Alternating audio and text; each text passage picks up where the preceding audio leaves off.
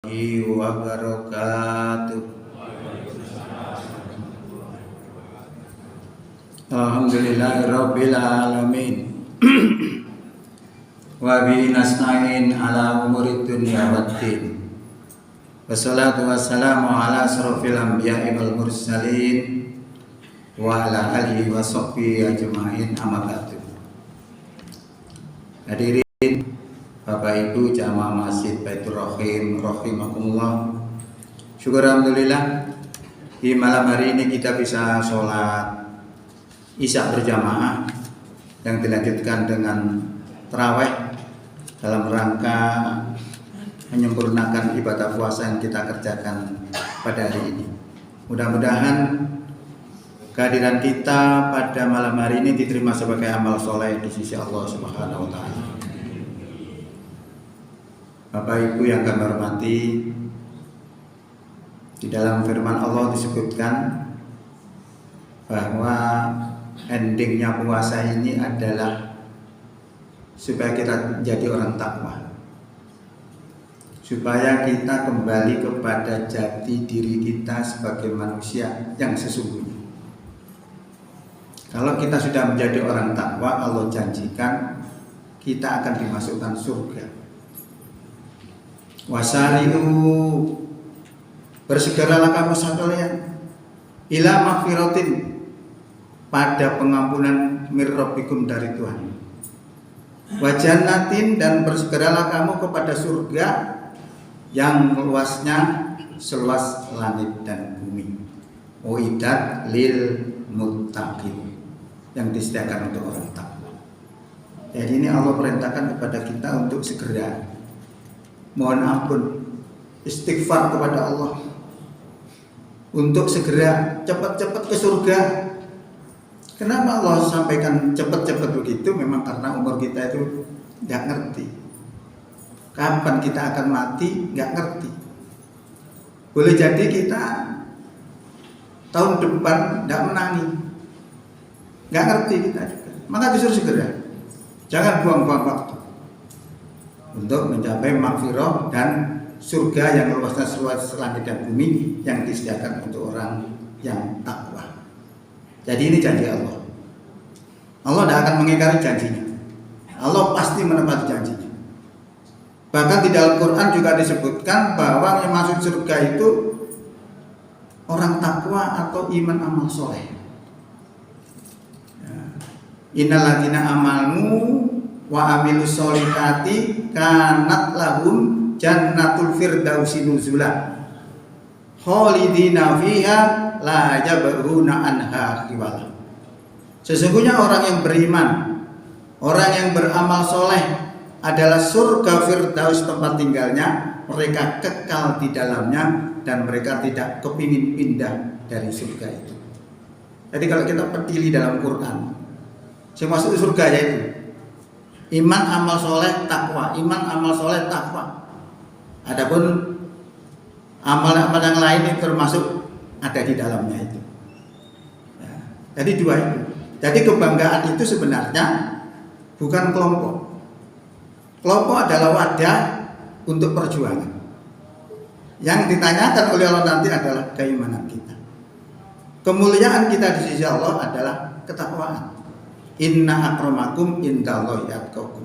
Jadi kebanggaan itu adalah takwa, bukan kelompok, enggak jaminan kelompok itu. Ya. Hadirin rahimakumullah. Jadi di situ Allah sudah berikan janji bahwa orang-orang takwa itu akan dimasukkan surga. Lah proses di dalam puasa ini kita diproses supaya mengarah kepada takwa. Ini berarti bentuk kasih sayang Allah kepada kita. Ya. Kemudian bagaimana seorang takwa itu? Dilanjutkan dalam firman-Nya tadi itu alladzina yunfikuna fis-sarra wad-dharra.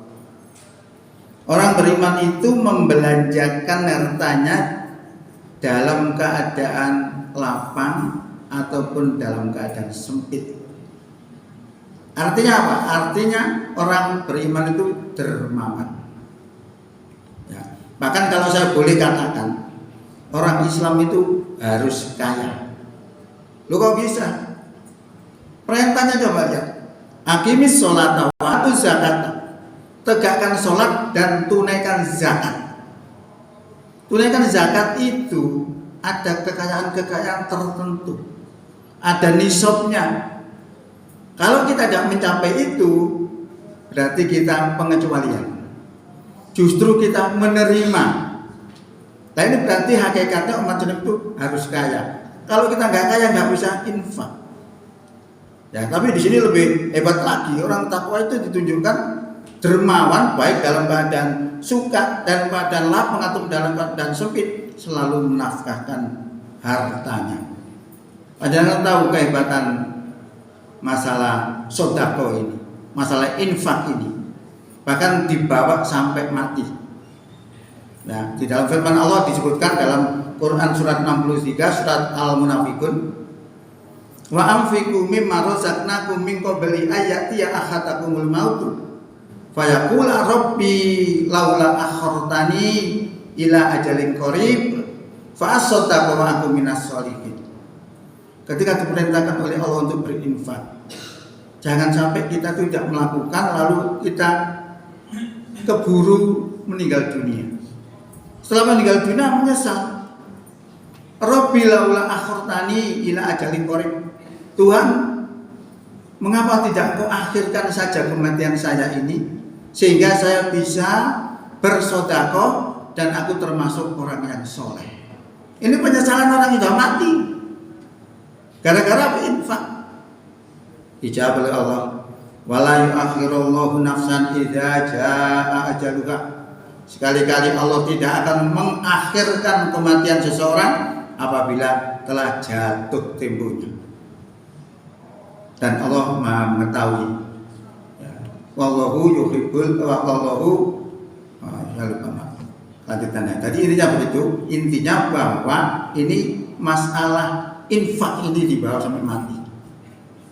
Ya, maka di sini digambarkan orang yang beriman itu, orang takwa itu adalah orang yang senantiasa membelanjakan hartanya baik dalam keadaan lapang ataupun dalam keadaan sempit. Artinya apa? Dermawan. Lalu sifat yang kedua adalah wal kadimin al-ghaidh. Orang yang menahan marah. Bisa menahan marah ini artinya jangan sampai kemarahan itu jatuh kepada dosa. Jadi semua orang itu memiliki kemarahan, nafsu marah itu punya tapi bisa ditahan. Kalau tidak bisa ditahan, terjerumus kepada dosa. Contohnya siapa?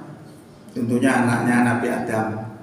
Namanya anaknya Nabi Adam itu dulu syariatnya tidak seperti sekarang, tapi ajarannya sama, tauhid. Syariatnya beda tentang perkawinan. Kalau sekarang kita kawin harus dengan orang lain, bukan dengan saudaranya. Tapi zaman dulu, zaman Nabi Adam harus dengan saudaranya. Logikanya nggak ada orang, yang ada cuma itu. Maka diturunkan syariatnya beda dengan kita. Lah itu pada saat itu anak yang satu dapat cantik, yang satunya lagi dapat jelek, kurang cantik. Marah yang dapat kurang cantik ini. Lah kemarahan ini akhirnya diwujudkan dalam bentuk membunuh saudaranya. Nah ini kemarahan yang tidak bisa ditahan. Nah ini diharapkan orang yang beriman itu bisa menahan marah. Ya, seperti itu. Lalu wal afina aninas, dan juga pemaaf, memberi maaf kepada manusia. Wallahu yuhibbul muhsinin, dan Allah cinta kepada orang yang berbuat baik. Itu pertama. Ayat yang keduanya mengatakan terkait dengan sifat-sifat ketika orang beriman, orang takwa itu melakukan kesalahan. Jadi orang bertakwa itu bukan orang yang pernah melakukan kesalahan, tapi bagaimana sikapnya ketika melakukan kesalahan. Apakah bangga? Apakah menyesal? Itu di situ akan kelihatan. Nanti kalau belum cocok dengan Quran ini kita cocokkan. Sifat-sifat kita ketika melakukan kesalahan kita cocokkan dengan kemauan Allah. Di sini disebutkan waladzina idza fa'alu fahisatan, dan orang-orang yang apabila melakukan perbuatan fahisah. Perbuatan fahisah, perbuatan keji. Artinya apa? Oh, yang tidak soleh itu masuk keji.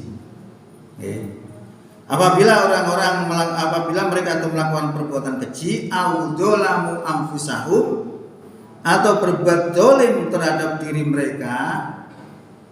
Nah, di sini kelihatan orang beriman, orang takwa itu kayak apa. Saya sering melihat teman-teman saya itu melakukan kesalahan bangga, melakukan kedoliman bangga. Apakah seperti itu? Ternyata Allah memberikan resep. Kalau orang melakukan kedoliman tadi terhadap dirinya atau berbuat keji, zakarullah, mereka ingat kepada Allah, mereka zikir kepada Allah.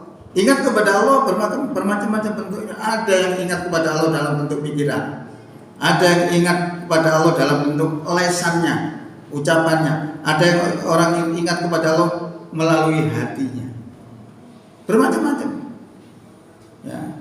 Lalu ada terusnya, fastaghfaru lidzunubihim, lalu mereka memohon ampun terhadap dosa-dosa mereka. Ini ciri orang beriman itu. Ingat kepada Allah lalu beristighfar kepada atas dosa-dosanya. Lah, pengaruh zikir ini luar biasa. Jadi zikir itu ibarat kaca yang dilapi tiap hari. Kaca itu kalau dilapi tiap hari gelap. Ini ada sinar pasti mantul. Nah, itu sama. Kalau orang itu berzikir tiap hari, maka hatinya itu bersinar, bersinar. Ketika ada cahaya Allah masuk, akan memantul ke dalam hati kita.